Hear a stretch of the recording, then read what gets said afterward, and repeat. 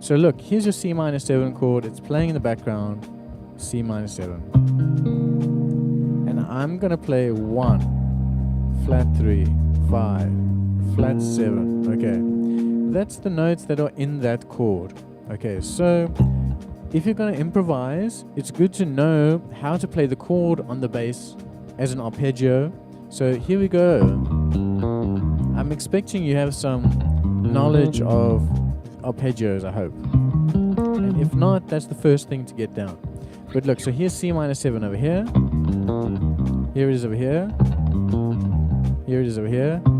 Or here. Okay. Now, if I play that, you'll see inside of that, it kind of looks like C minor pentatonic. Look. This note, this note, this note, and this note are all in C minor pentatonic. So that means that a good option here could be to play C minor pentatonic scale. Okay? Yeah, the guitar professionals. 8584, welcome. So now what I'm going to do is I'm going to say, here's C minor pentatonic. Okay, that's a beautiful bunch of notes to play on a C minor 7 chord. Now what a lot of people do is they'll just play up and down the scale. And then the next thing people learn is playing permutations like whatever. Okay. So now something to try that I love is play a simple melodic idea that you come up with, okay, and take it through the scale. So check it out. As an example. So now, can you play that through the whole C minor pentatonic scale? Look.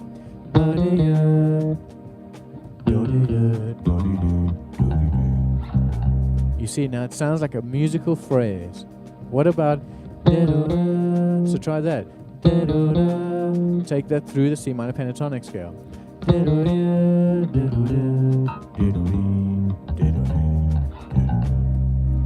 That's the first step. Play a simple phrase. And now, in terms of turning this into improvisation, try come up with new ones that hark back to the old ones. So for instance,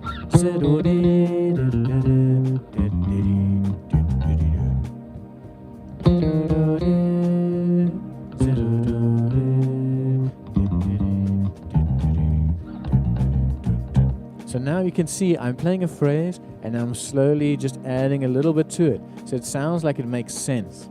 Okay. Now you can do that for a long time. But something I want to show you here is don't forget that your C minor pentatonic scale has 5 positions. So look, here is C minor pentatonic shape 1. And here's shape 2. Also known as E flat major pentatonic. So let's just go through these. A little recap. And then watch the next one. And then... So now look, that's C minor pentatonic in 5 shapes. So now what we can do is we take our phrase and we move it through these positions. We don't just stay in this one box. Let's add this box. So now I'm going to play... And then I'm going to play... And then I'm going to play... You see, I've moved it through 3 boxes. And now I'm adding direction, ascending, and the pattern is moving through these boxes. It starts to sound like a real cool musical phrase. Again. Or...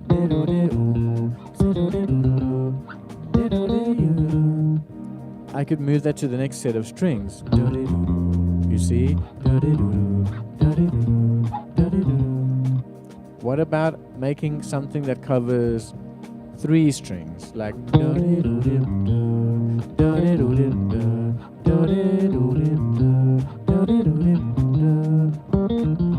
You see?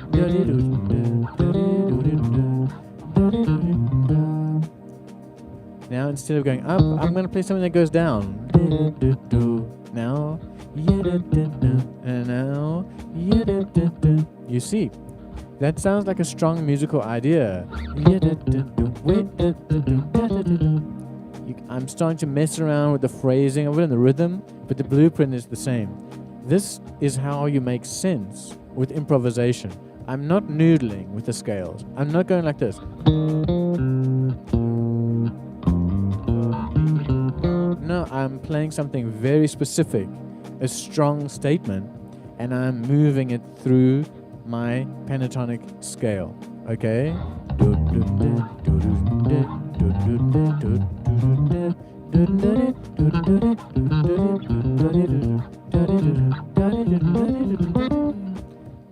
You can see how the ideas are connected now. Now, that is just with the pentatonic scale. Now, something else that is really cool is to understand what other scales you can play on this chord, for instance. So on C minor 7, we just played some pentatonic, C minor pentatonic ideas. That is minor pentatonic off of the same root as the chord. What about G minor pentatonic? Minor pentatonic off the 5th of the chord.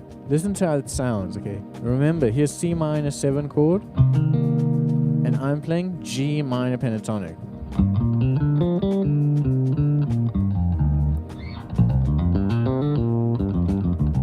So now I'm using my shapes of G minor pentatonic, and listen to this. You're getting some more colorful notes than if you just use your classic C minor pentatonic on C minor. So take a listen to this. Now I'm going to take two shapes of G minor pentatonic and do the same exercise. You see?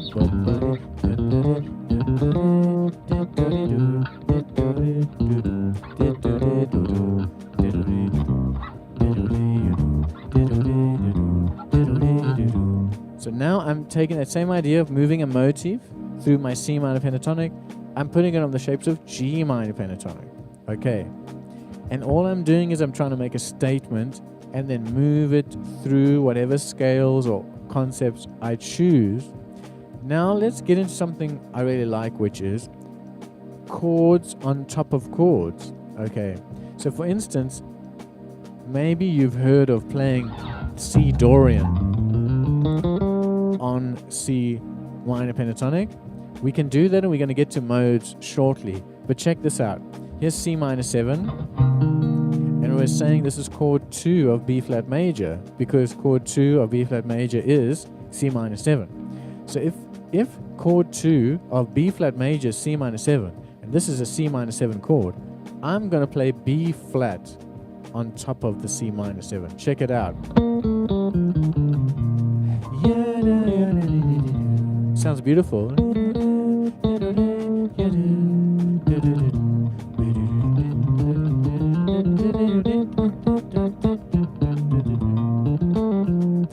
You see, so I'm playing B flat major on top of C minor. Now, if I can play B flat major, because we've learned that this chord comes from the key of B flat major, then I can play all my arpeggios in the key of B flat major on C minor 7. We're living the dream. We're taking things we knew already and we're using them in another context. So look at this. Here's B flat major 7.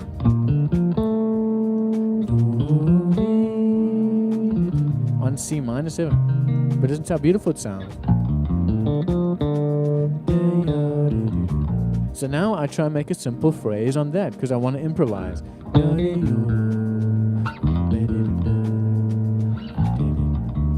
You see? Or here.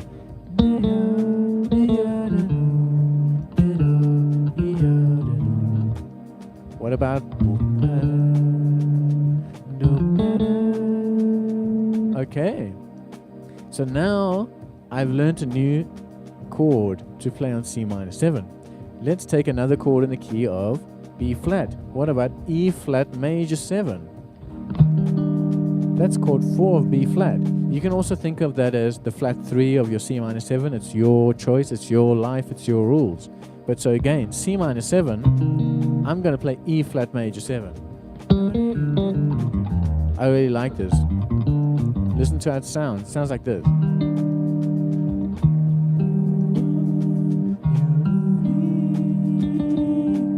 It's a beautiful sound, so check it out.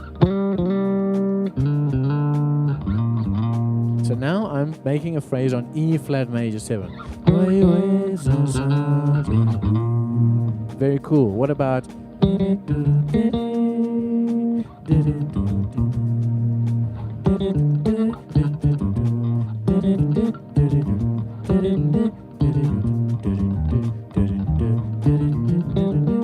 so now, even though it's C minor 7, I'm making simple phrases with an E flat major 7. Okay. Now what's crazy is you can then create scales or pentatonics that go with those. So remember I said B flat major 7. What about this scale? See, that's B flat major pentatonic with a natural 7. And then I said E flat major 7. So I'm going to play E flat major pentatonic with a natural 7.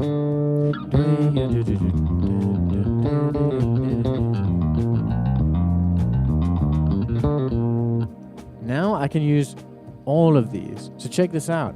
I'm going to play B flat major pentatonic with that major 7 to E flat major pentatonic with that major 7.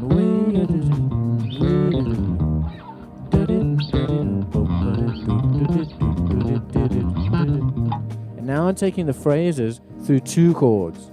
So before, your thinking was like this. Here's C minor 7 chord. I'm going to play C minor pentatonic. Now you're thinking of all these other chords and other scales, and you're combining them. Not just I'm putting this chord on top of this chord, but I can put 2 chords on top of this chord. I can put 3 chords on top of this chord. I can put 5 chords and 2 scales on top of this chord, and it completely changes the way you play.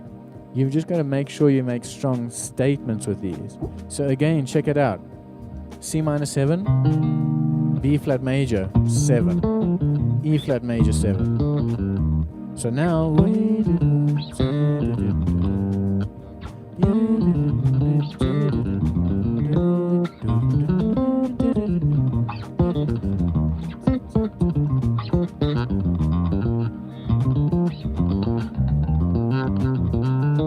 and now I went back to C minor pentatonic. I'm combining 3 things here now, but I'm trying to keep the same phrasing and momentum and idea through all 3 chords.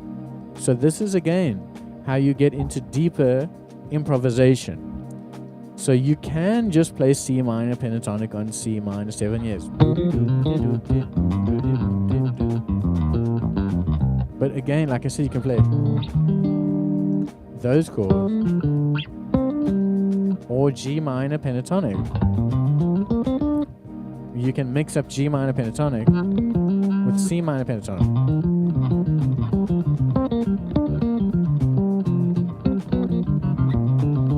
B flat major 7, E flat major 7, C Dorian.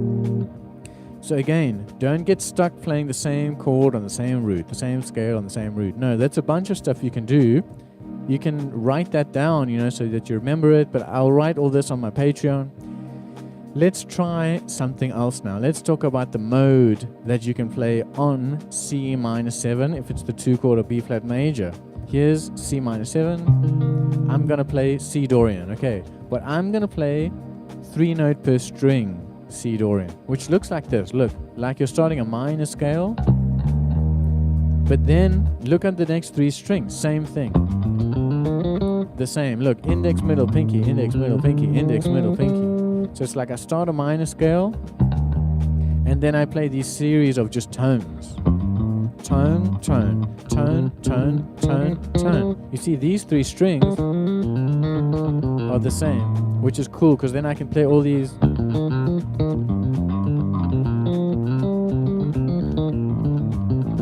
fourths and fifths and the same kind of ideas, which is cool because, like I said, taking small motifs through a scale sounds like good improvisation. So check it out. Now, instead of just running C Dorian, like this.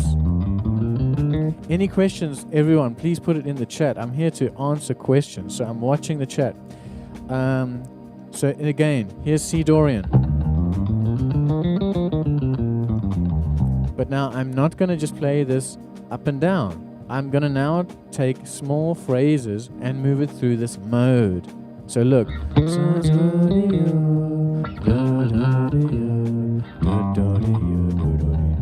I didn't do this. Now in. That's a strong melody. Look.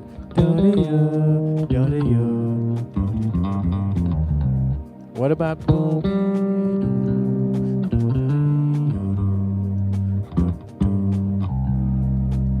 What about?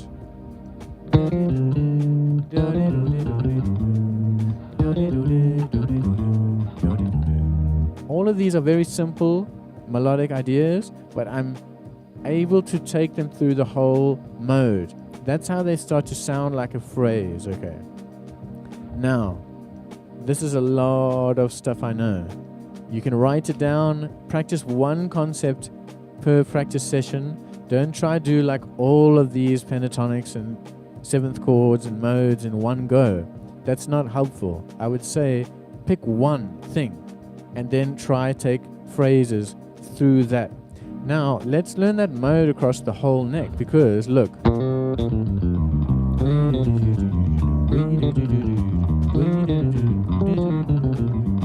You see now, if you can play your mode across the whole neck, you're not limited to one position, because one position has one kind of texture. But if I can now take that C Dorian and play it here, see, that's a phrase. Now, now,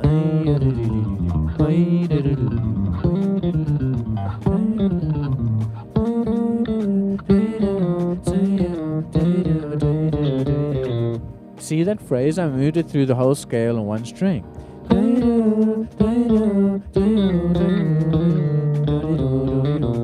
There I played three phrases, but they connected. Okay, so again, that first we did the mode in one position and we moved motifs through that. Now we're taking motifs and moving it across the mode across the whole bass. Like for instance another one. You see?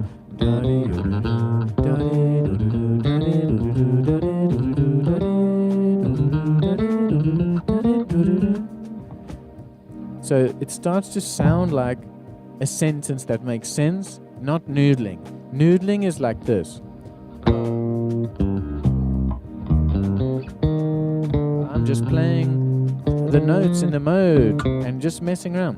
No, strong melodic idea, strong rhythmic idea. Take that and move it through whatever you are working on. Okay, so whether it's arpeggios, pentatonics, triads, modes, think of this. Strong melodic idea, strong rhythmic idea. Combine them, move it through whatever you're working on in as many ways as you can. This is a glorious way to start making improvisation make sense and stop it sounding like noodling. Don't noodle. Make strong melodies. When you get good at making strong melodies and taking them through these scales and arpeggios, then you can make longer ones. So instead of going like this,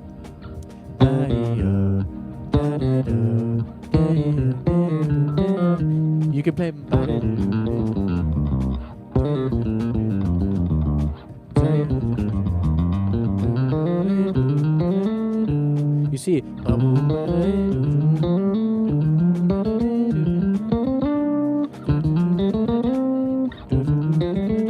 You see, instead of ba-da-do, now I'm going ba-do-ba-do-ba-da-ba-dee, ba-do-ba-da-ba-dee, da-ba-do-ba-da-ba-dee. It's a longer phrase, it's a longer sentence. So instead of playing like kind of like I just started to learn this, you're starting to learn longer sentences. But you have to start with 1-word sentence, 2-word sentence, 3-word sentence, etc., etc. But as long as you start with this in mind, I promise you, your improvising is going to be better. Now, a lot of people will say, oh, Greg, I don't want to solo those, so this is not helpful for me. This is helpful because all of these ideas work for bass fills and bass lines. As an example, let's take that. I could play.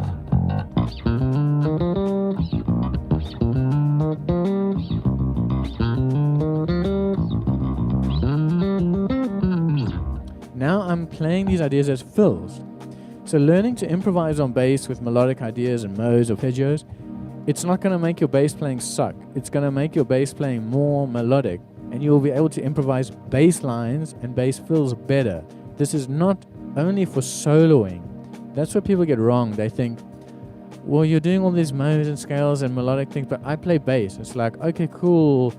It's just notes, but you're learning how to use more colors. That's all it is. It's like if you're painting in black and white forever and someone gives you red, I think that's going to be a pretty cool moment for you. So that's like how it felt for me. When someone said, oh, you can play this chord on that chord, I was like, what? This chord I already know I can use on this other chord, so I'm getting so much more out of it. And now if I just add simple phrasing to that, it's going to be glorious, I think. Okay, now, here's just some thoughts quickly on soloing on chord changes. What I would say is, what I've been talking about now is playing on one chord. That's different to playing on chord changes. So this is how I would think about it. If you can get really good at playing on one chord, okay, what you do is you accept that when you're playing on one chord, you can play on that one chord, but you can add lots of chords. You can make it sound like 9 chords, like I showed you in the beginning of the video. When you play from one chord to another chord, C minor 7 to F7, what's cool to know is that you can only play from one chord to one other chord. You cannot play from C minor 7 to 90 chords. You just need to know, how can I get from here to there? So then you work on linking ideas, linking chords with your ideas. Okay, so remember, when you practice on a vamp or one chord, you work on all of the things I just spoke about. When we're going to look at playing from one chord to another chord, you take those ideas and you lead them into the next chord. Now, as an example, let's just imagine this C minor 7 chord was going to F dominant 7, okay? So what I would do there is, I would now work on my phrase, okay? I would take my phrase and I would just say, oh, look, here's C minor 7, and I've got my phrase. Okay, then if it goes to F dominant 7, then on the next chord I could play.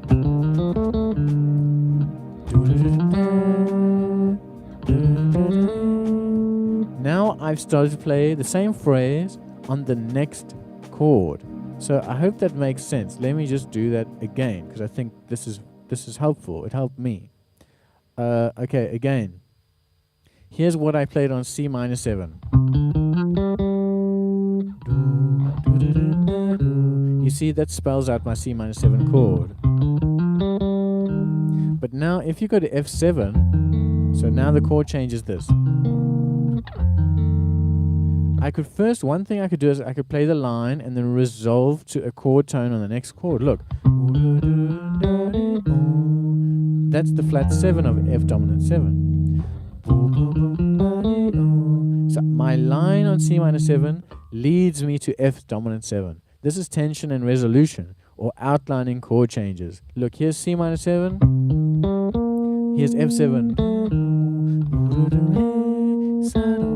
Now you can hear.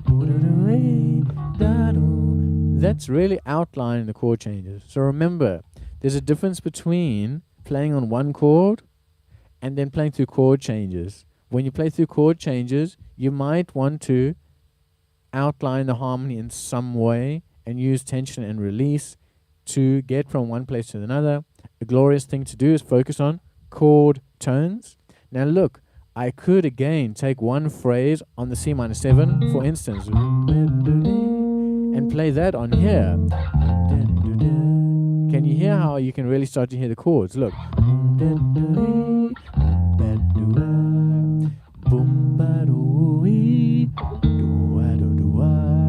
You can hear the chords even though the chords are not playing.